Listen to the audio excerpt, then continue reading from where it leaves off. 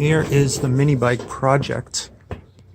The problem is when I welded on this flange here that the sprocket goes onto, like that, I must have welded it slightly crooked, and it was wobbling as it was riding. The sprocket would wobble like this because it wasn't in the same plane as the wheel, or parallel plane to the wheel, and the chain popped off. So I need to cut this weld back off and re-weld it, try to get it flat this time.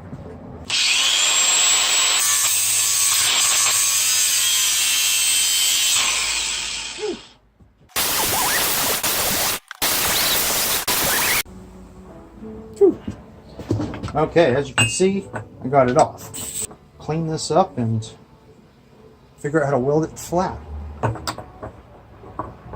Okay, I'm actually going to try to get this real flat because I got some bumpy from the weld. Get this real nice and flat using this belt sander.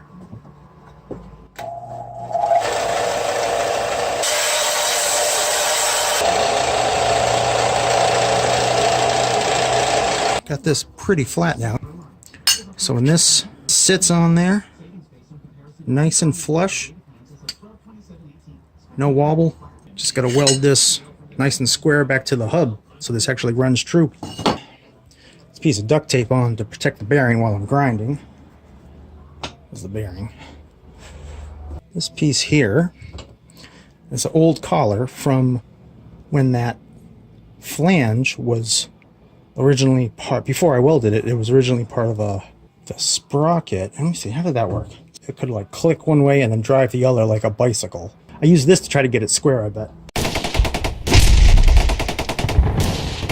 Remember that flange that was on there? I thought I was going to just cut it and then kind of break it off, but no, I had to grind the whole thing all the way around.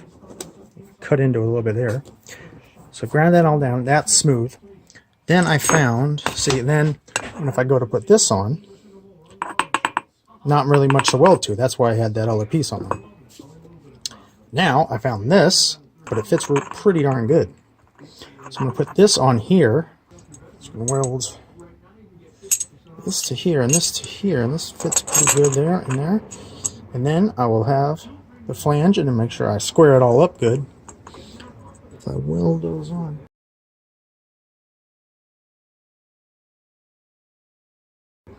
So this should work if I'm real careful with it.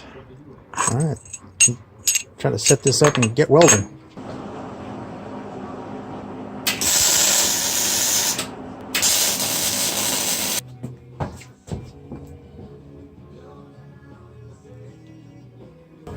Now that I welded it around, I put a couple extra spots. I put this thing on, it was a little wobbly.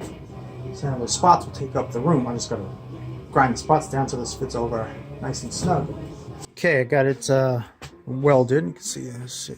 I still need to grind it a little bit. I welded 4 spots on the bottom, 4 spots on the top. So now the flange is welded to the collar. I have to grind this a little bit so the sprocket can sit nice and flat around these welds. Then I'm gonna weld the whole thing to the hub. Okay, I got this on here. It's not welded in place yet, but it's stuck in place. I got the sprocket bolted to the flange. So this is the method I used to determine how the sprocket was not running flat and straight before. As you can see, if you can tell, let's see, it's getting closer to the wire, out farther from the wire. And closer. Spin it like that. There you go, that's good.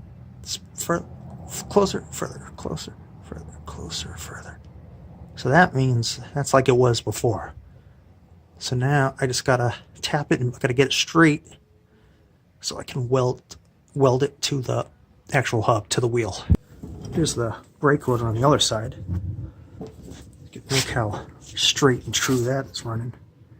That's not perfect, but it's a lot better than that sprocket. There's a huge wobble there. I just knocked it out of flat. So anyway, I got to get it back to flat so I can weld it. So hopefully I can get this sprocket at least as straight as that brake rotor on the other side. Okay, I got it pretty straight. So we're gonna weld it.